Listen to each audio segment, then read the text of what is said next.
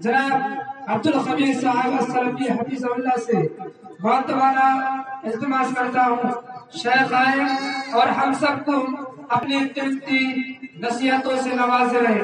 شیخ مدرسہ المعہد الاسلامی السلفی میں پرنسپل کے عہدے پر فائز ہیں اور درس و تدریس کا خدمات انجام دے رہے ہیں۔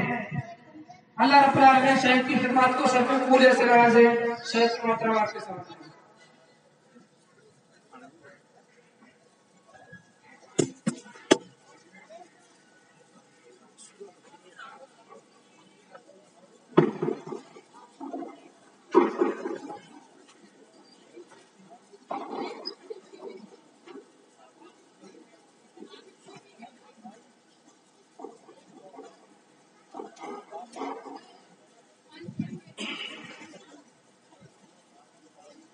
السلام علیکم ورحمۃ اللہ وبرکاتہ۔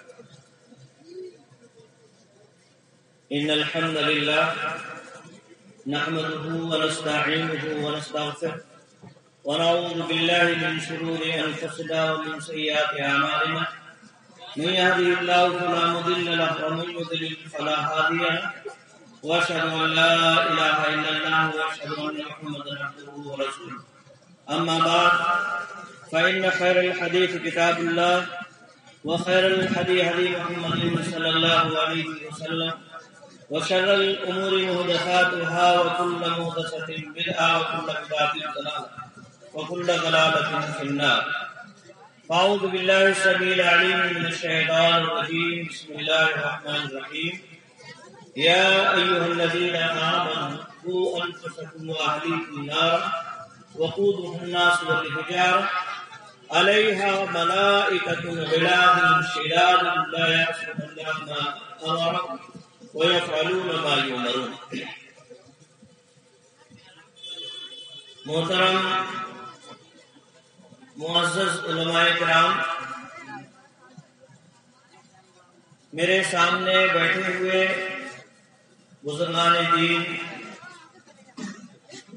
عزیز بچوں اور پردہ نشین ماں اور بہن، جیسا کہ آپ کو معلوم ہے کہ مجھے جو عنوان دیا گیا ہے وہ تربیت اولاد اسلام کی نقطہ نظر سے۔ اس موضوع سے متعلق چند باتیں آپ حضرات کے سامنے پیش کرنے کی کوشش کروں گا۔ اللہ رب العالمین سے دعا ہے مجھے حق بات کہنے کی اور ہم سب کو اس پر عمل کرنے کی توفیق عطا فرمائے۔ حضرات گرامی، موضوع کی شروعات کرنے سے پہلے ایک بات کی وضاحت کر دینا مناسب سمجھتا ہوں۔ اللہ کے نبی صلی اللہ علیہ وسلم کی ایک حدیث، آپ فرماتے ہیں البخیل الذی من ذکرت عندہ فلم یصلی علیہ۔ بخیل ہے وہ آدمی جس کے سامنے میرا ذکر کیا جائے اور وہ مجھ پر درود نہ بھیجے، ایسا آدمی بخیل ہے۔ آپ حضرات کے سامنے نبی اکرم صلی اللہ علیہ وسلم کا ذکر ہو رہا ہے، آپ کا نام آ رہا ہے۔ ہماری اور آپ کی سب کی ذمہ داری یہ ہے کہ ہم نبی اکرم صلی اللہ علیہ وسلم پر درود بھیجیں، اور مختصر درود صلی اللہ علیہ وسلم ہماری زبان سے ادا ہونا چاہیے۔ اور اسی سے متعلق ایک بات اور میں آپ کو بتلاؤں کہ اللہ کے نبی صلی اللہ علیہ وسلم نے جو اس حدیث میں بیان فرمایا کہ وہ آدمی بخیل ہے جس کے سامنے میرا ذکر کیا جائے اور وہ مجھ پر درود نہ دے۔ سب سے پہلے میں آپ کو یہ بتلا دوں کہ بخیل کس کو کہتے ہیں۔ بخیل کا معنی جو ہماری اپنی زبان میں یا ہم جسے سمجھتے ہیں وہ یہ ہے کہ ہوٹل پہ بیٹھے ہوئے ہیں، چائے کو نہیں پوچھا تو بخیل ہو گئے۔ کہہ دیتے ہیں یار یہ بڑا بخیل آدمی ہے، اس نے چائے کے لیے بھی نہیں پوچھا. یا اسی طرح سے کبھی کھانے کے لیے دعوت نہیں دی تو اسے کہہ دیتے ہیں یہ بڑا بخیل آدمی ہے. میرے بھائیوں، بخیل شریعت کی نظر میں اس آدمی کو کہتے ہیں جو حق ادا نہ کرتا، حقوق کی ادائیگی نہ کرنے والا آدمی بخیل ہوتا ہے. نبی اکرم صلی اللہ علیہ وسلم کا ذکر ہو، حق یہ ہے کہ آپ پر درود بھیجا جائے، آپ پر سلام پڑھا جائے. اب یہ آدمی نبی اکرم صلی اللہ علیہ وسلم کا نام سنتا ہے، درود نہیں بھیجتا ہے، سلام نہیں پڑھتا ہے، سوائے کچھ حرکتیں کرنے کے اور اس کی نظر میں کوئی دوسری چیز نہیں ہے، زبان سے کچھ بھی ادا نہیں. حالانکہ نبی اکرم صلی اللہ علیہ وسلم نے زبان سے ادا کرنے کا حکم دیا ہے. اب یہ آدمی زبان سے کچھ نہیں کر رہا ہے، ہاتھ کے اشارے ہیں یا اور اٹھک بیٹھک ہے یا اور کوئی طریقہ ہے. میرے بھائیوں، ایسا آدمی نبی اکرم صلی اللہ علیہ وسلم کے حدیث کے مطابق نبی اکرم صلی اللہ علیہ وسلم کا حق ادا نہیں کرتا. لہذا ہمیں اس مجلس میں جب بھی رہنا ہے، نبی اکرم صلی اللہ علیہ وسلم کا نام آئے تو ہم آپ پر درود پڑھیں یا آپ پر سلامتی کی دعا کریں. میرے بھائیوں، آپ لوگ دیکھ رہے ہیں یہ ہمارا پروگرام چل رہا ہے. ہمارے سامنے بزرگ حضرات بھی ہیں، جوان حضرات بھی ہیں اور طلبا بھی، اور اسی طرح سے ہمارے قوم کے نونہال جو ابھی پودے نکل کر آ رہے ہیں وہ بھی ہمارے سامنے. یہ کس طرح سے ان مجلسوں میں ہمیں رہنا ہے، کس طرح سے ہمیں ان مجلسوں میں شرکت کرنا ہے، یہ سب ذمہ داری کس کی ہے؟ یہ ہماری والدین کی ذمہ داری ہے کہ انہیں سمجھائیں کہ مسجد میں بیٹا تمہیں کس طرح سے رہنا ہے، بازار میں کس طرح سے چلنا ہے، مدرسے کے اندر جائیں تو کس طرح سے رہنا ہے، کسی دینی پروگرام میں اگر جائیں تو کس طرح سے رہنا ہے. یہ ہماری اپنی ذمہ داری ہے. یہ ذمہ داری ہم نے ادا نہیں کی، اس کا نتیجہ ہم دیکھ رہے ہیں. تقریریں چل رہی ہیں، پروگرام چل رہے ہیں، ہمارے بچے اپنی باتوں میں مگن ہیں، ان کی نگاہیں کہیں ہیں، کان کہیں ہیں، لڑائی جھگڑوں میں بھی مشغول ہے، اور اسی طرح سے ان کے منہ بھی چل رہے ہیں. منہ میں حرام ہے یا حلال ہے، اس کی بھی کوئی گارنٹی نہیں ہے. میرے بھائی، یہ کس کی ذمہ داری ہے؟ یہ ہماری اپنی ذمہ داری تھی کہ ہم اپنے بچوں کی تربیت کریں. دیکھیے، ایک لفظ اس عنوان میں ہے تربیت. تربیت کا مطلب ہم اور آپ یہ سمجھتے ہیں کہ اولاد کے لیے کھانے پینے کا انتظام کر دیا جائے، کھانے پینے کا انتظام کر دیا، چاہے وہ حلال سے ہو یا حرام سے، اس کی کوئی پرواہ نہیں. حرام سے اگر انتظام ہوتا ہے تو بھی صحیح، حلال سے ہوتا ہے پھر بھی صحیح. یہ تربیت کا معنی اور مفہوم ہم نے سمجھا ہوا ہے. میرے بھائیوں، تربیت کا یہ مفہوم نہیں. تربیت کا مطلب ہے پروان چڑھانا، دھیرے دھیرے، آہستہ آہستہ. ایک لفظ ہم اور آپ نے سنا ہوگا، مربع. مربع کیوں اسے مربع کہا جاتا ہے؟ اس لیے کہ وہ آہستہ آہستہ پروان چڑھتا ہے، آہستہ آہستہ تیار ہوتا ہے. جس طرح سے روٹی اور سالن ہوتا ہے، اسے آٹا گوندا اور پھر روٹی بنانے کے لیے بیٹھ گئے، روٹی بن کے تیار ہو گئی. بمشکل 15-20 منٹ لگے روٹی تیار کرنے کے لیے، لیکن مربع 10-5 منٹ میں تیار نہیں ہوتا. اس کے لیے کبھی کبھی ہفتے لگتے ہیں، کبھی مہینہ، 1.5 مہینہ، 2 مہینہ بھی لگ جائے گا. آہستہ آہستہ اس کی تربیت ہوتی، اسی لیے اس کو مربع کہتے ہیں، یعنی آہستہ آہستہ تیار کیا ہوا. تربیت کا مطلب یہی ہے کہ بچوں کی تربیت آہستہ آہستہ جس انداز میں اللہ اور اس کے رسول صلی اللہ علیہ وسلم نے بیان فرمائی اس طرح سے بچوں کی تربیت کی جائے. یہ ہے تربیت کا مفہوم، تربیت اولاد. اور اسی طرح سے اس میں ایک دوسرا لفظ جو ہے اولاد میرے بھائیوں، ہم اور آپ اچھی طرح سے جانتے ہیں اولاد اللہ رب العالمین کی ایک بہت بڑی نعمت ہے. اللہ رب العالمین یہ اولاد اگر ہمارے لیے جنت کا سامان بن سکتی ہے تو ہمارے لیے جہنم کا سامان بھی بن سکتی ہے. اولاد کی تربیت کرنا یہ ماں باپ کی ذمہ داری ہے. اولاد کی دیکھ ریکھ کرنا، کس طرح سے وہ کہاں جا رہے ہیں، کیا کر رہے ہیں، انہیں کیا کھلانا ہے، کیا پلانا ہے، ان تمام چیزوں کی ذمہ داری میرے بھائیوں ہمارے اپنے اوپر ہے. اور یہ اولاد اتنی بڑی نعمت ہے جس کی دعا انبیاء علیہ السلام نے بھی قرآن مجید کے اندر کی ہے اللہ رب العالمین سے. حضرت زکریا علیہ السلام مشہور پیغمبر ہے، مشہور نبی ہے. حضرت مریم علیہ السلام جو حضرت عیسیٰ علیہ السلام کی والدہ ہے ان کی تربیت کرتے ہیں.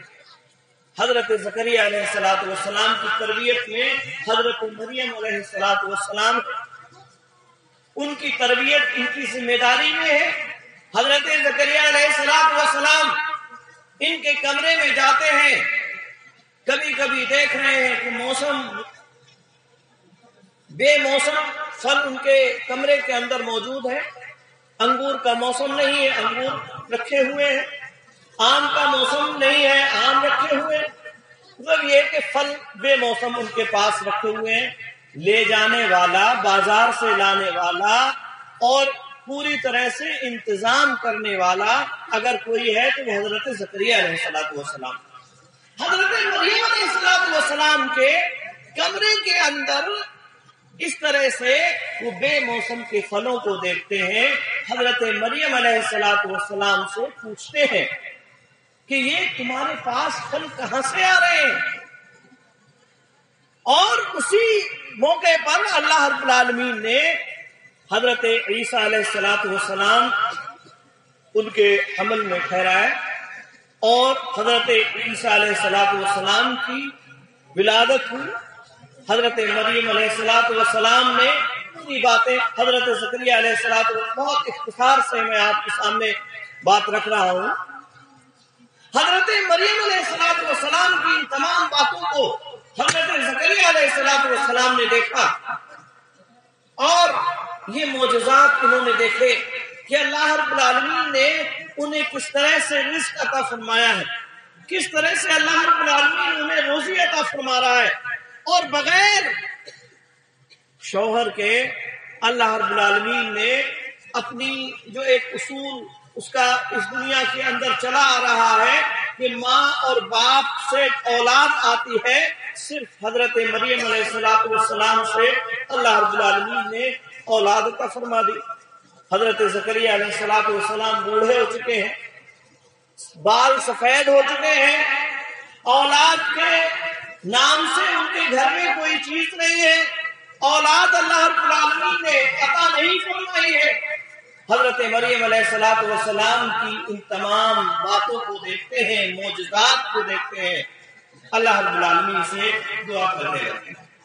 ہنالک دعا زکریا ربہ، اس وقت حضرت زکریا علیہ السلام نے اپنے رب کو یاد فرمایا. قال رب هب لي من لدنك ذرية طيبة انك سميع الدعاء. حضرت زکریا علیہ السلام کہنے لگے اے میرے رب مجھے اپنے پاس سے پاکیزہ ذریت، پاکیزہ اولاد عطا فرما دے، بے شک تو دعاؤں کا سننے والا. حضرت زکریا علیہ السلام اولاد کے لیے دعا کر رہے ہیں. حضرت ایک اور دوسرے نبی جو اولو العزم پیغمبروں میں سے ہیں، حضرت ابراہیم علیہ السلام، آپ نے بارہا ان کا ذکر سنا ہوگا. حضرت ابراہیم علیہ السلام خلیل اللہ کے نام سے جانے جاتے ہیں. اللہ رب العالمین کے بہت قریبی خلیل اللہ رب العالمین. اللہ رب العالمین نے ایک زمانے تک انہیں بھی اولاد کی نعمت سے محروم رکھا. اللہ رب العالمین سے دعا کرنے لگے رب ہب لی من الصالحین، اے اللہ رب العالمین مجھے نیک اور صالح اولاد عطا فرما دے. نیک اور صالح اولاد کا مطالبہ اللہ رب العالمین سے کون کر رہے ہیں؟ حضرت ابراہیم علیہ السلام. تو اولاد یہ بڑی نعمت ہے اللہ رب العالمین کی، اور اولاد کی تربیت کرنا یہ میرے بھائیوں، یہ ماں باپ کی، یہ ہماری اور آپ کی ذمہ داری، کیونکہ اللہ رب العالمین نے حکم دیا ہے.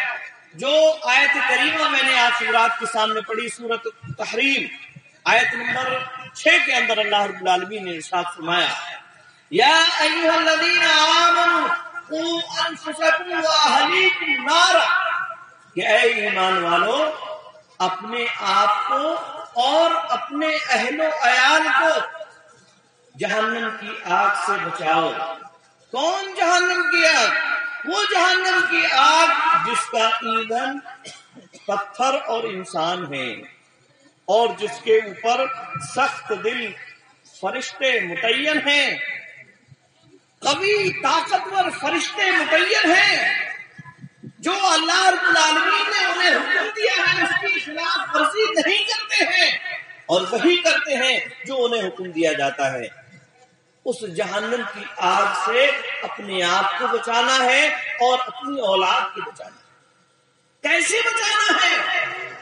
انہیں اچھی تربیت کریں، ان کی بہترین تربیت کریں. اس طرح سے ہمیں بچانا ہے اپنی اولاد کو جہنم کی آگ سے. میرے بھائیوں، ایک بہت مشہور حدیث اللہ کے نبی صلی اللہ علیہ وسلم نے، صحیح روایت اللہ کے نبی صلی اللہ علیہ وسلم نے بیان فرمایا کلکم راع وکلکم مسئول عن رعیتہ. ایک لمبی حدیث کا ٹکڑا میں نے آپ حضرات کے سامنے پڑھا. اللہ کے نبی صلی اللہ علیہ وسلم نے فرمایا کہ تم میں سے ہر آدمی ذمہ دار ہے، اور ہر آدمی اس ذمہ داری کے بارے میں سوال کیا جائے گا. اور اس میں آپ نے تفصیل کے ساتھ بیان فرمایا آدمی امام، یعنی جو حاکم وقت ہے، یا گرام کا مخیا ہے، یا اسی طرح سے قصبے کا چیئرمین ہے، یا اسی طرح سے ملک کا M P M L A یا پردھان منتری اور مکھ منتری ہے، یہ ذمہ دار ہے اپنی رعیت کے سلسلے میں، اور اس سے اس کی رعیت کے بارے میں سوال کیا جائے گا. کس طرح سے تو نے اپنی رعیت کے ساتھ معاملہ کیا، عدل و انصاف کے ساتھ معاملہ کیا یا نہیں کیا، ان تمام چیزوں کے بارے میں اس سے پوچھا جائے گا. الامام راع وہو مسئول عن رعیتہ. یہ اللہ کے نبی صلی اللہ علیہ وسلم بیان فرماتے کہ امام یہ ذمہ دار ہے، اور اس سے اس کی ذمہ داری کے بارے میں سوال کیا جائے. یہ ذمہ دار ہے، اور اس آج ہم نے امامت کو بہت معمولی سمجھ لیا ہے. امامت کو جس کی کہیں نہیں چلتی ہے، گھر والے جسے گھر میں بیٹھنے نہیں دیتے، گھر میں جس کا کوئی مقام و مرتبہ نہیں ہے، جس کی کہیں نہیں چلتی ہے، وہ آ کے امام پہ چلا ہے. حالانکہ امام کا مقام و مرتبہ میرے بھائیوں یہ نہیں ہے، بلکہ امام کا مقام و مرتبہ بہت بلند ہے.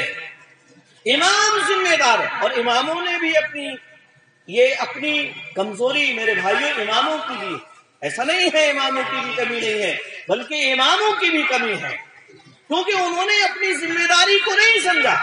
وہ یہ سمجھتے ہیں کہ ہماری ذمہ داری صرف 5 وقت کی نماز ادا کرا دینا ہے. بس برائی کو دیکھ رہے ہیں، برائی ان کے سامنے ہو رہی ہے، اس کو ٹوک نہیں رہے ہیں، بلکہ بسا اوقات خود برائی میں ملوث ہو جا رہے ہیں.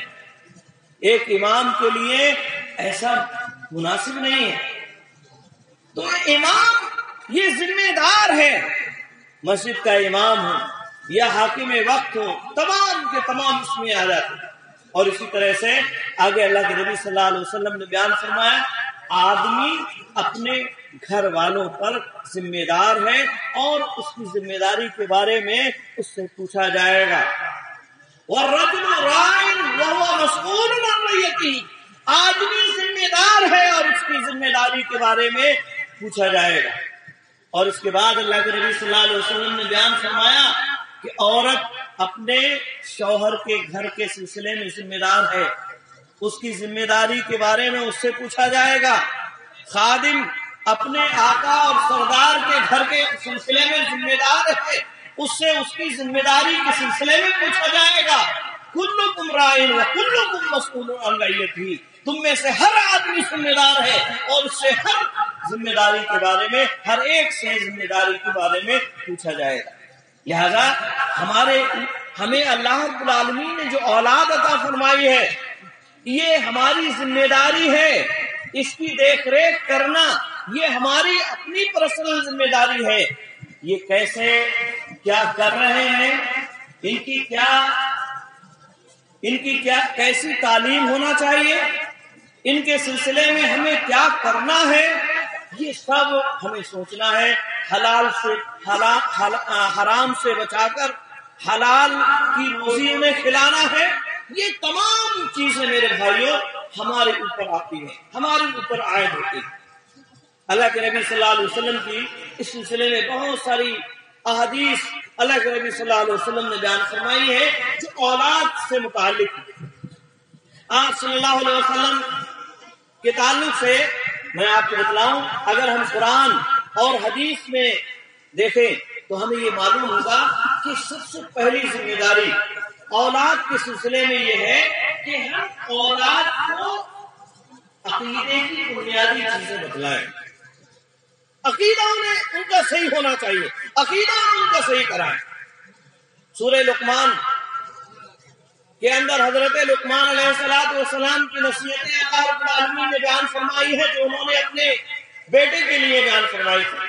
اللہ رب العالمین اس آیت کے اندر ارشاد فرماتا ہے، سورہ لقمان کے اندر ارشاد فرماتا ہے سب سے پہلی نصیحت حضرت لقمان علیہ السلام کی کیا ہے؟ حضرت لقمان علیہ السلام کی سب سے پہلی نصیحت، حضرت لقمان علیہ السلام کہتے ہیں، اللہ رب العالمین ارشاد فرماتا ہے وَإِذْ قَالَ لُقْمَانُ لِابْنِهِ وَهُوَ يَعِظُهُ يَا بُنَيَّ لَا تُشْرِكْ بِاللَّهِ إِنَّ الشِّرْكَ لَظُلْمٌ عَظِيمٌ۔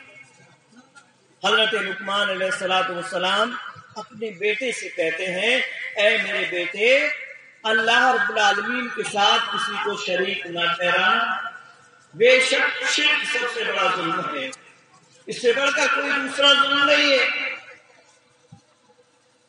عقیدے کی باتیں حضرت لقمان علیہ السلام، سب سے پہلی چیز حضرت لقمان علیہ السلام نے یہی بیان فرمایا کہ اے میرے بیٹے، اللہ کی ذات کے ساتھ کسی کو شریک نہ ٹھہرانا، کیونکہ شرک سب سے بڑا ظلم ہے۔ ظلم کا مطلب کیا ہوتا ہے؟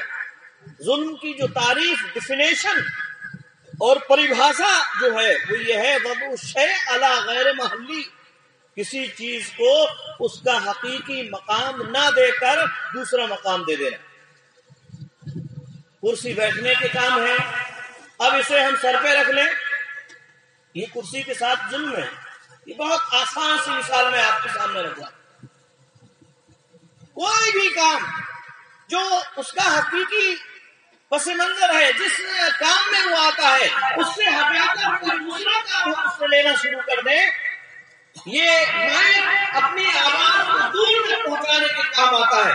اب اس کو میں ڈنڈے کے طور پر استعمال کرنے لگوں تو یہ ظلم ہے، اس کے ساتھ ظلم ہے۔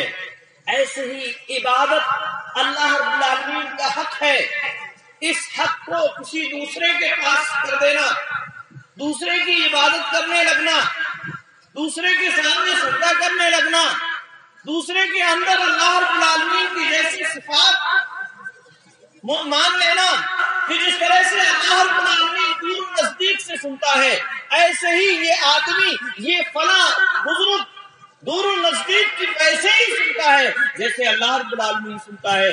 یہ اللہ کی صفات کو گویا کہ اس کے اوپر رکھنا ہے، اور اسی کو کہتے ہیں شرک۔ یہ وضع شیء علی غیر محلی، یعنی حقیقی چیز کو اس کی جگہ سے ہٹا کر کسی دوسری جگہ رکھ دیا۔ اسی چیز کو حضرت لقمان علیہ السلام نے اپنے بیٹے سے کہا، اور 2 آیتوں کے بعد حضرت لقمان علیہ السلام نے مزید اپنے بیٹے کو نصیحت فرمایا یا بنیا انہا ان تکو مثقال حبۃ من خردل فتکن فی صخرۃ او فی السماوات او فی الارض یأتی بها اللہ۔ حضرت لقمان علیہ السلام بہت ہی بنیادی چیزیں جو ہر بچے کو معلوم ہونا چاہیے، مگر افسوس یہ ہے کہ ہمارے بڑے بزرگوں کو یہ سب باتیں نہیں معلوم ہیں جو حضرت لقمان علیہ السلام اپنے چھوٹے سے بچے کو سکھا رہے ہیں۔ ہمارے یہ نوجوان اور ہمارے یہ چھوٹے چھوٹے بچے اگر ان سے بنیادی باتیں معلوم کرنا شروع کر دی جائیں، ان سے نماز کے بارے میں آپ پوچھنے لگیں، ان سے کلمہ توحید کے بارے میں معلوم کرنا شروع کر دیں، ان سے نبی اکرم صلی اللہ علیہ وسلم کی صفات کے بارے میں معلوم کرنا شروع کر دیں، اللہ رب العالمین کی صفات کے بارے میں ان سے معلوم کرنا شروع کر دیں، تو انہیں معلوم نہیں ہوگا، انہیں پتہ نہیں ہوگا کہ اللہ رب العالمین کیا ہے کیا نہیں ہے، انہیں نہیں معلوم۔ ہاں، ان سے اگر کسی کھلاڑی کے بارے میں معلوم کریں تو یہ فرق ہے، ان سے اگر یہ معلوم کرے کہ بھائی فلاں ٹیبل سنائیے تو یہ ٹیبل اچھی طرح سے سنانے لگیں گے، 2 1 2 2 2 4 2 3 6 انہیں اچھی طرح سے آتا ہے، لیکن کلمہ توحید انہیں نہیں آتا، اللہ رب العالمین کی صفات انہیں نہیں آتی، اللہ رب العالمین کے اختیار انہیں نہیں آتے ہیں۔ کیوں؟ اس لیے کہ ہم نے انہیں سکھائے نہیں، یہ ذمہ داری ہماری تھی، ہم نے انہیں نہیں سکھایا۔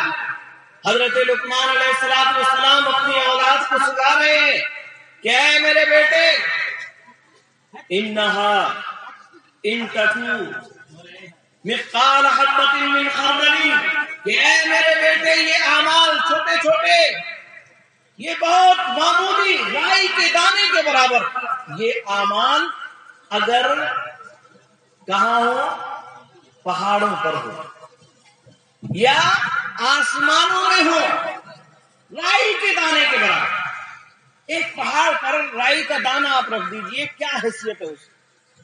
کوئی تلاش کر لے گا آپ میں سے؟ رائی کا دانہ ایک پہاڑ پر آپ رکھ دیں، اسے تلاش کر لیں گے آپ؟ آسمانوں میں اللہ رب العالمین فرماتا ہے او فی السماوات، آسمانوں میں رکھ دیے جائیں، او فی الارض، یا زمینوں میں رکھ دیے جائیں۔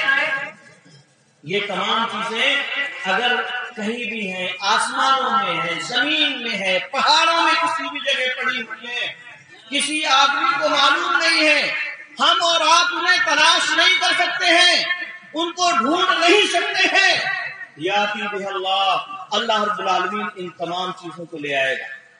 اللہ رب العالمین سے یہ چیزیں واقع نہیں ہیں، اللہ رب العالمین کی صفات بیان کر رہے ہیں، اللہ رب العالمین کی قدرت کاملہ حضرت لقمان علیہ السلام اپنے بیٹے سے بیان فرما رہے ہیں کہ یہ تمام چیزیں۔ اور میرے بھائیوں، میں اکثر طلباء کے درمیان میں ایک مثال بیان کرتا ہوں کہ اللہ رب العالمین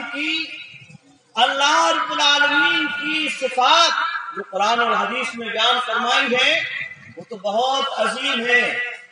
اللہ رب العالمین کی صفات کو اگر آپ ایسے سمجھیں، رات کی کالی تاریکی میں کالے پہاڑ پر کالی چینٹی اگر ننھے پیروں سے چلتی ہے، اللہ رب العالمین اس کے قدموں کو دیکھتا ہے، اور اس کے قدموں سے جو آواز اٹھتی ہے اللہ رب العالمین اس آواز کو بھی سنتا ہے، اس سے کوئی بھی چیز مخفی نہیں ہے۔ حضرت لقمان علیہ السلام آگے مزید بیان فرماتے ہیں ان اللہ لطیف خبیر، بے شک اللہ رب العالمین باریک بھی خبر رکھنے والا ہے۔ بہت ہی معمولی چیزیں ہیں، ان کے سلسلے میں بھی اللہ رب العالمین جانتا ہے۔ اور یہی بات نبی اکرم صلی اللہ علیہ وسلم نے بھی सिखाई। चुनाचे हजरत अब्दुल्लाह इब्न अब्बास रज़ियल्लाहु ताला अन्हुमा बयान फरमाते हैं, कुन्तु खल्फ रसूलिल्लाह सल्लल्लाहु अलैहि वसल्लम यौमन, कि मैं नबी अकरम सल्लल्लाहु अलैहि वसल्लम के पीछे एक दिन सवार था। फ़क़ाला, तो आप सल्लल्लाहु अलैहि वसल्लम ने फरमाया, या गुलाम इन्नी उअल्लिमुका कलिमात, कि मैं तुम्हें चंद बातें सिखाना चाहता हूँ। ऐ बच्चे, मैं तुम्हें चंद बातें सिखाना चाहता हूँ। फिर अल्लाह के नबी सल्लल्लाहु अलैहि वसल्लम ने उन्हें जो बातें सिखाई, अल्लाह के नबी सल्लल्लाहु अलैहि वसल्लम ने बयान फरमाया, या गुलाम इहफ़ज़िल्लाह यहफ़ज़ुका, इहफ़ज़िल्लाह तजिदहु तुजाहका। अल्लाह के नबी सल्लल्लाहु अलैहि वसल्लम ने इरशाद फरमाया, ऐ बेटे, ऐ बच्चे, अल्लाह रब्बुल आलमीन की हिफाजत करो, वो तुम्हारी हिफाजत करेगा। अल्लाह की हिफाजत, ये उसके दीन की हिफाजत, जो उसने अमल करने के लिए किया है, कहा है, उस पर अमल करना, उसके दीन की हिफाजत करोगे, अल्लाह की हिफाजत करोगे, यहफ़ज़ुका, वो तुम्हारी हिफाजत करेगा, इहफ़ज़िल्लाह तजिदहु तुजाहका, अगर तुम अल्लाह की हिफाजत करोगे, तुम अल्लाह को अपने सामने पाओगे, उसकी रहमत को अपने सामने पाओगे, उसकी मदद को अपने सामने पाओगे। और आगे अल्लाह के नबी सल्लल्लाहु अलैहि वसल्लम ने फरमाया, वइज़ा सअलता फस्अलिल्लाह, जब मांगो तो अल्लाह रब्बुल आलमीन से मांगो, सवाल करो तो अल्लाह से करो। वइज़ा इस्तअनता फस्तईन बिल्लाह, और जब मदद तलब करो तो अल्लाह रब्बुल आलमीन से मदद तलब करो।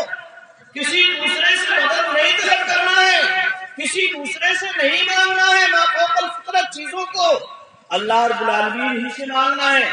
हाँ, खाने और पीने की चीजें हैं जो अल्लाह रब्बुल आलमीन ने जिन चीजों में एक दूसरे की मदद करने का हुक्म दिया है, ताअवुन और तक़वा की बुनियाद पर, पानी अगर किसी से मांगना है तो मांग सकते हो। क्यों?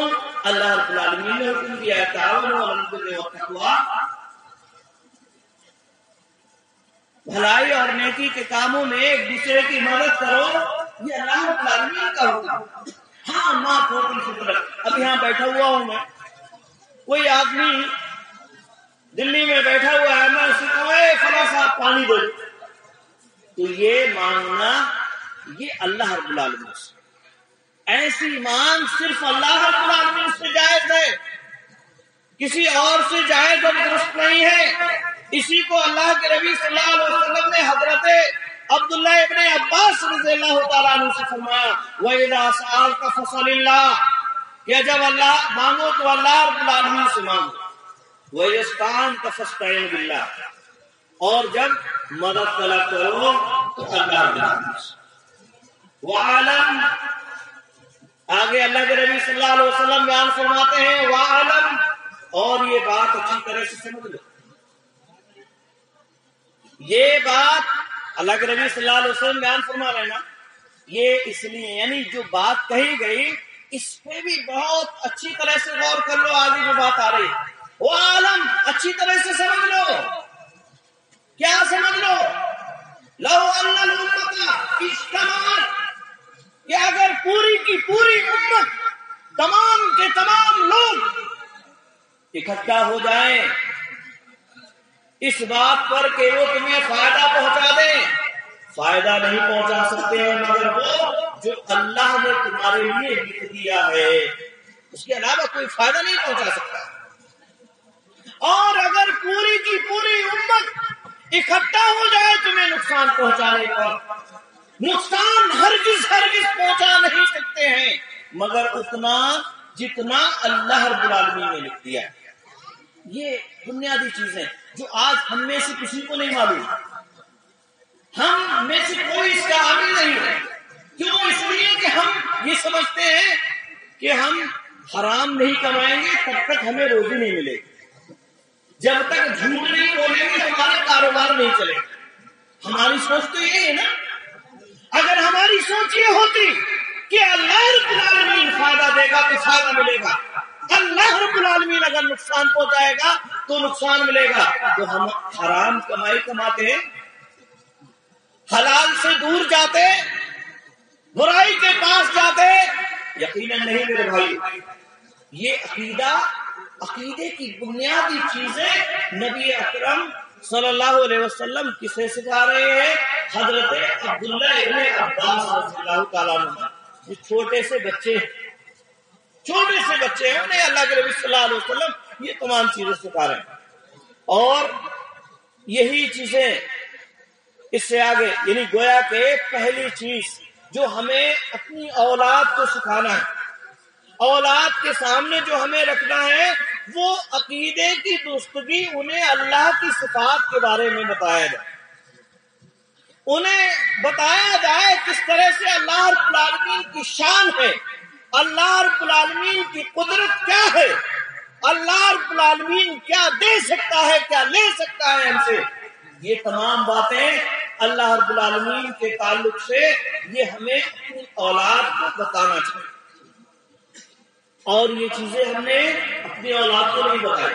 اب میں آپ میں سے اگر کسی سے بھی یہ پوچھوں اور یہ معلوم کروں کہ آپ میں سے کتنے لوگوں نے اپنی اولاد کو یہ باتیں بتلائی، تو الا ماشاء اللہ ایک آدھ ایسا ہوگا جو جواب ہاں میں دے گا، ورنہ سب نہ میں. کیوں؟ ہماری فکر کیا ہے؟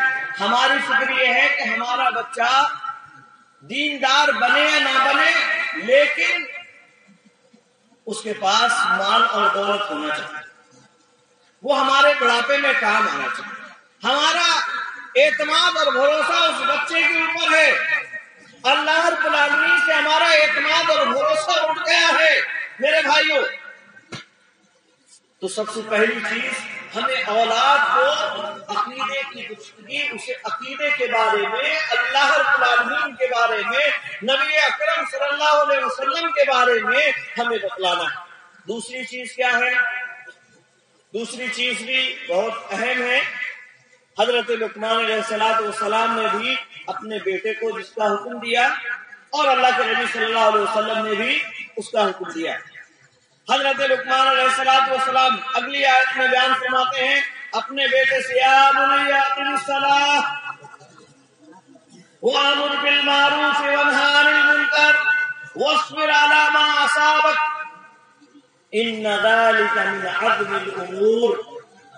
حضرت لقمان علیہ السلام نے اس آیت کریمہ میں کئی چیزیں اپنے بیٹے کو سکھائیں، اور ان میں سب سے اہم اور سب سے بنیادی چیز جو حضرت لقمان علیہ السلام نے اپنے بیٹے کو سکھائی وہ یہ کہ اے میرے بیٹے اقیم الصلاۃ، نماز کو قائم کر. نماز کو قائم کرنا سب سے پہلی اور بنیادی چیز حضرت لقمان علیہ السلام اپنے بیٹے کو سکھا رہے ہیں. آج ہم اپنے بیٹوں کو، اپنی اولاد کو نماز کے بارے میں نہیں سکھاتے ہیں، نماز کے بارے میں ہم نہیں بتاتے ہیں. نماز کے اندر مسجد میں آپ کو اگر ملیں گے تو بوڑھے سوڑے دو چار لوگ آپ کو ملیں گے، جن کے پیر قبر میں لٹکے ہوئے ہیں وہ آپ کو ملیں گے. نہ نوجوان مسجد میں ملیں گے، نہ ہی بچے ملیں گے. بچے کہاں ملیں گے؟ بچے چوپال پہ بیٹھے ہوئے ملیں گے، بکواس کرتے ہوئے ملیں گے، بےہودہ حرکات میں ملوث ملیں گے، چور چکاری کرتے ہوئے ملیں گے، حرام کھاتے ہوئے ملیں گے، کھیل کود کرتے ہوئے ملیں گے. مسجد میں آپ کو بچے نہیں ملیں گے، مسجد میں آپ کو بچے نہیں ملیں گے. جبکہ پہلا حکم کیا ہے؟ عقیدے کی درستگی کے بعد سب سے پہلا حکم اقیم الصلاۃ، نماز کا قائم کرنا. اے میرے بیٹے نماز کو قائم کرنا. اللہ کے نبی صلی اللہ علیہ وسلم نے بھی یہی حکم دیا تھا. اللہ کے نبی صلی اللہ علیہ وسلم نے حدیث کے اندر ارشاد فرمایا مروا اولادکم بالصلاۃ وهم ابناء سبع سنین. اللہ کے نبی صلی اللہ علیہ وسلم ارشاد فرماتے ہیں اپنی اولاد کو نماز کا حکم دو اس حال میں کہ وہ 7 سال کے ہیں. اگر 7 سال کے ہو گئے تو انہیں نماز پڑھنے کا حکم دو. نماز پڑھنے کے لیے مسجد میں لے کر آؤ، انہیں سکھاؤ، مسجد کے آداب بھی بتاؤ. اب مسجد میں لے کر آؤ تو مسجد کے آداب بھی بتانا پڑے گا. بوڑھوں کو یہ کہنے کی ضرورت نہیں پڑے گی کہ یہ بچے شیطانی کر رہے ہیں، نماز میں خلل نہیں ڈالیں، اس بات کی تاکید کرنا پڑے گی، انہیں بتانا پڑے گا کہ مسجد میں کس طرح سے آنا ہے۔ اور پھر بھی اگر بچے کے ناطے اگر ان سے کوئی ایسی ویسی سرزد ہو جائے تو اسے برداشت بھی کرنا ہے، اس پر ہلہ بھی نہیں کرنا ہے، کیونکہ نبی اکرم صلی اللہ علیہ وسلم کا حکم ہے مروا اولادکم بالصلاۃ، نماز کا حکم دو اولاد کو، کب؟ جب وہ 7 سال کے ہو جائے۔ 7 سال کی اولاد اگر ہو جائے تو اسے نماز پڑھنے کا حکم دو، اسے نماز پڑھنے کے لیے مسجد میں لے کر آؤ، اور وَاضْرِبُوهُمْ عَلَيْهَا وَهُمْ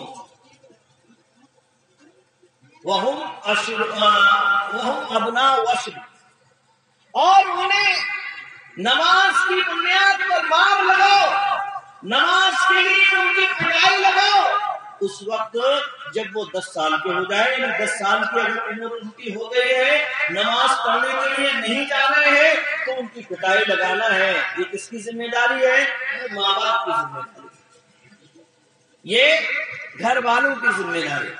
یہ ذمہ داری ایسی ہے جس کے بارے میں اللہ رب العالمین سوال کرے گا، پوچھے گا میں نے تجھے اولاد کی نعمت عطا فرمائی تھی، تو نے مجھ سے اولاد کے بارے میں سوال کیا تھا، راتوں میں گڑگڑا گڑگڑا کر تو اولاد مانگا کرتا تھا، اولاد کے لیے تو مجھ سے رویا گڑگڑایا کرتا تھا، میں نے تجھے اولاد نہیں دی تھی، اور پھر بعد میں تو تجھے تیری دعا کی بنیاد پر میں نے جب اولاد عطا فرمائی تو تو نے اس کی تربیت کی ہے یا نہیں کی، اسے عقیدے کی بنیادی باتیں بتائیں یا نہیں بتائیں، اسے نماز پڑھنے کا حکم کیا یا نہیں کیا، یہ ہم سے سوال ہونے والا ہے، اس کی تیاری ہمیں کرنا ہے میرے بھائی۔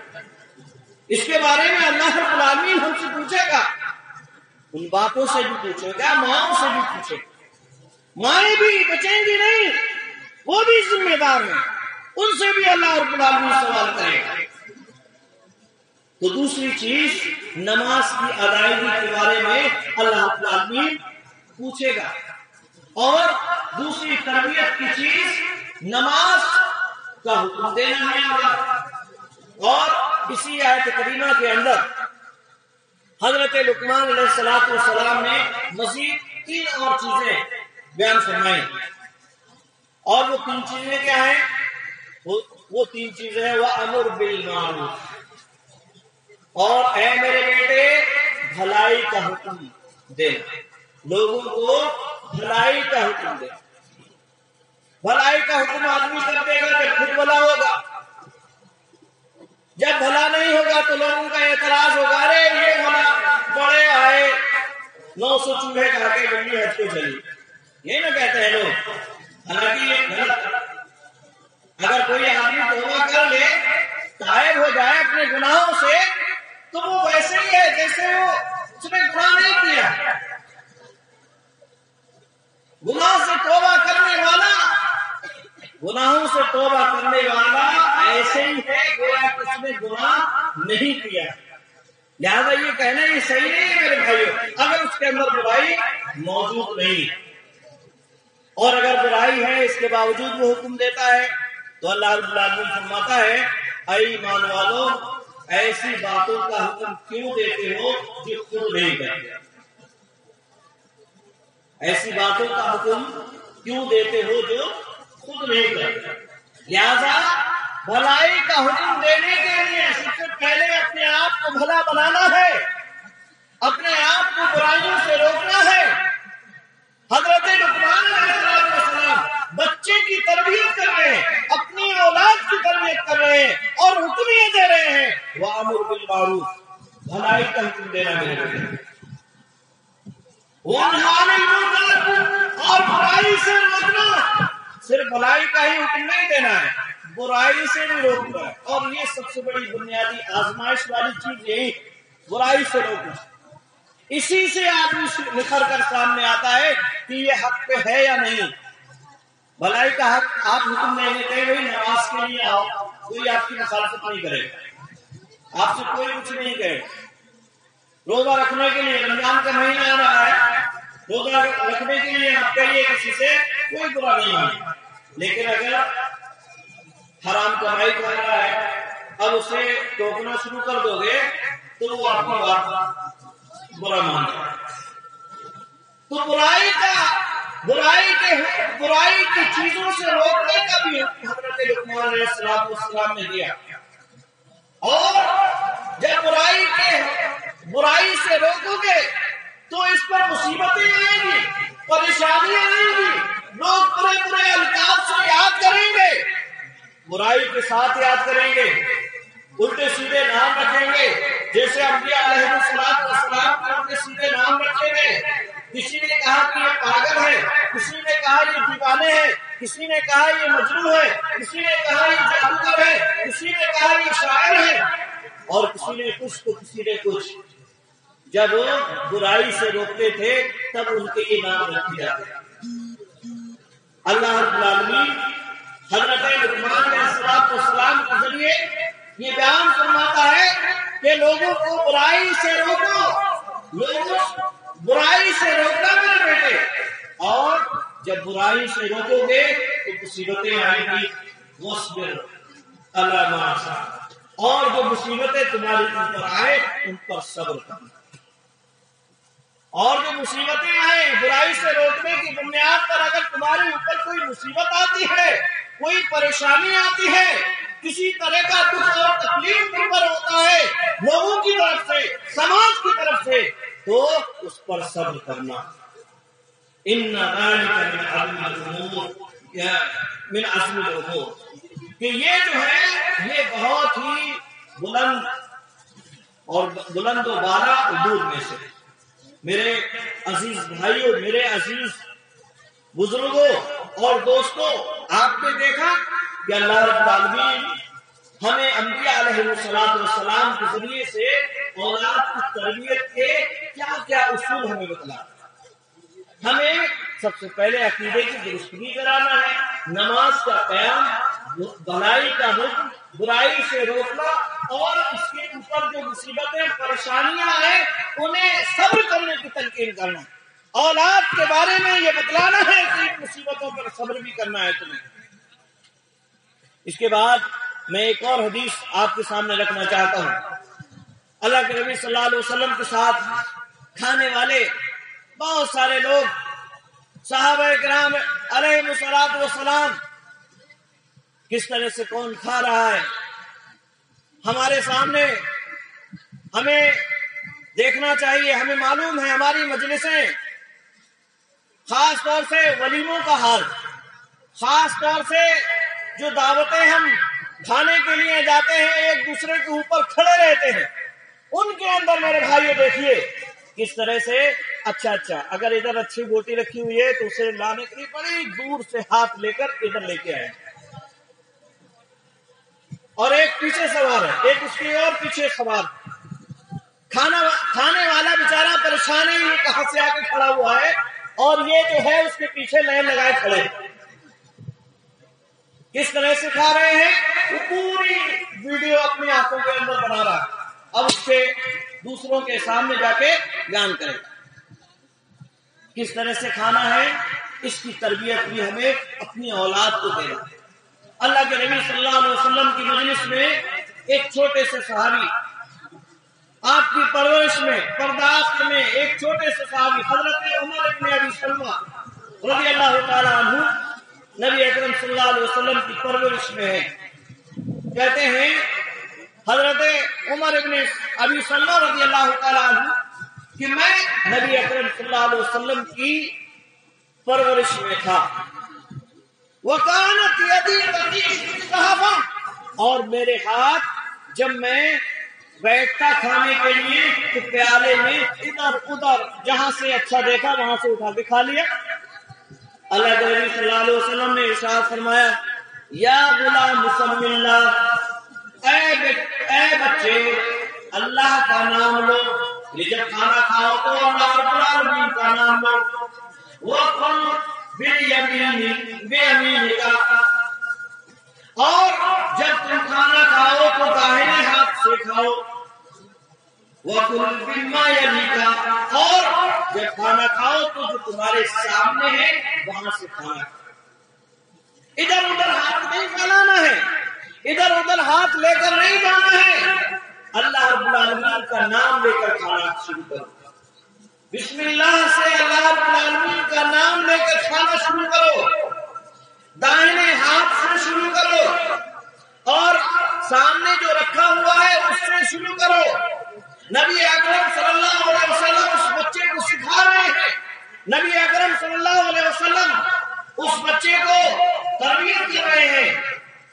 اللہ کے نبی صلی اللہ علیہ وسلم کی اس تربیت کا اثر یہ ہوا، صحابی کہتے ہیں کہ آپ کی اس تربیت کے بعد میری کھانے کا جو انداز تھا وہ اسی طرح سے رہا، یعنی اللہ کا نام لے کر اور اپنے سامنے سے اور داہنے ہاتھ سے ہی میں کھانا کھاتا تھا۔ یہ چھوٹا سا بچہ جب جس طرح سے ہم اسے سکھائیں گے، جس طرح سے اس کے ذہن میں ہم رکھیں گے، اس طرح سے اس کے ذہن میں یہ باتیں نہیں۔ اگر یہ بچے جو ہیں نا، یہ بچے پورے کاغذ کی طرح سے، اس میں کچھ لکھا ہوا نہیں ہے، جس طرح سے ہم نے اس میں لکھا بس وہی اس کے دماغ میں چھپ جائے گا، جس طرح سے ہم نے اس کی تربیت کی وہی تربیت اس کے آخر تک کام آئے گی۔ اللہ کے نبی صلی اللہ علیہ وسلم کی ایک بہت مشہور حدیث، اور اس کے بعد میں اپنی بات کو ختم کروں گا۔ اللہ کے نبی صلی اللہ علیہ وسلم نے ارشاد فرمایا کل مولود یولد علی الفطرہ، اور بھی الفاظ ہیں حدیث کے، آپ صلی اللہ علیہ وسلم ارشاد فرماتے ہیں کل مولود یولد علی الفطرہ، کہ ہر بچہ فطرت پر پیدا ہوتا ہے۔ فطرت پر پیدا ہوتا ہے مطلب یعنی اسلام، اس کی فطرت اسلام ہے، اسلام کا ماننے والا، توحید والا بن کر اللہ رب العالمین اسے بھیجتا ہے۔ فطرت اسلام پر پیدا ہوتا ہے، فَأَبَوَاهُ يُحَوِّدَانِهِ وَيُنَصِّرَانِهِ وَيُمَجِّسَانِهِ، بس اب اس کی اور اس کے بعد والدین، اس کے ماں باپ اسے یا تو یہودی بنا دیتے ہیں، یا اسے عیسائی بنا دیتے ہیں، یا اسے مجوسی بناتے ہیں۔ یہ والدین ہیں جو اپنی اولاد کو بگاڑ رہے ہیں، یہ والدین کی تربیت ہے جو یہاں بیٹھنے کے باوجود اس مجلس میں دینی تبلیغ، دینی باتیں سننے کے باوجود ان کی حرکتیں غیر اسلامی ہیں، ان کی حرکات و سکنات غیر اسلامی ہیں، نبی اکرم صلی اللہ علیہ وسلم کی سنتوں کے خلاف اگر ہے تو یہ والدین کی ذمہ داری ہے، یہ والدین نے انہیں ایسی تربیت دی ہے۔ کیوں؟ یہ اللہ رب العالمین کے یہاں سے تو فطرت اسلام پر پیدا ہوئے تھے، اللہ رب العالمین نے تو انہیں توحید والا بنا کر بھیجا تھا، اللہ رب العالمین نے تو انہیں اللہ کا فرما بردار بنا کر بھیجا تھا، اللہ رب العالمین نے انہیں تو نبی اکرم صلی اللہ علیہ وسلم کا فرما بردار بنا کر بھیجا تھا۔ اب یہ والدین ہیں جنہوں نے اسے یہودی بنایا یا نصرانی بنایا یا اسے مجوسی بنایا۔ تو میرے بھائیوں، ہماری ذمہ داری ہے کہ ہم اپنے بچوں کی اچھی تربیت کریں، انہیں سکھائیں، اور حرام مال سے اپنے بچوں کی تربیت نہ کریں۔ اللہ کے نبی صلی اللہ علیہ وسلم، ایک اور حدیث بہت ہی اختصار کے ساتھ، ایک اور حدیث میں بیان کرنے کے بعد اپنی بات کو ختم کروں گا۔ حضرت حسن رضی اللہ تعالیٰ عنہ صدقے کی کھجوریں کھا رہے ہیں، کھجوریں رکھی ہوئی ہیں، ایک کھجور انہوں نے لی، اپنے منہ میں رکھے، چبانے لگے۔ اللہ کے نبی صلی اللہ علیہ وسلم نے حضرت حسن رضی اللہ تعالیٰ عنہ سے فرمایا نکالو، صدقہ ہمارے لیے حلال نہیں ہے، صدقہ ہمارے لیے جائز اور درست نہیں۔ آپ صلی اللہ علیہ وسلم نے ایک حرام لقمہ حضرت حسن رضی اللہ تعالیٰ عنہ کے منہ میں ہے اسے فوراً نکلوا دیا۔ آج ہم اپنی اولاد کو یہ سبق نہیں دیتے۔ ہماری اولاد اگر ناجائز طریقے سے کوئی سامان لے کر آتی ہے تو ہم اسے بڑے حفاظت کے ساتھ رکھتے ہیں کہ یہ میری اولاد کی پہلی کمائی ہے جو اس نے پھیر پھیر کر کے کمائی۔ تو میرے بھائیوں، ہمیں اپنی اولاد کو اچھی تربیت دینا ہے، اور اولاد کی تربیت یہ ہمارے لیے اس لیے بھی ضروری ہے کیونکہ یہی ہمارے لیے توسیع آخرت ہے۔ اللہ رب العالمین ہمیں نیک عمل کرنے کی توفیق عطا فرمائے۔ وآخر دعوانا الحمدللہ رب العالمین۔ ماشاءاللہ جزاک اللہ خیر. شیخ محترم نے تقریر کے بعد آئیے ہم اب فضیلت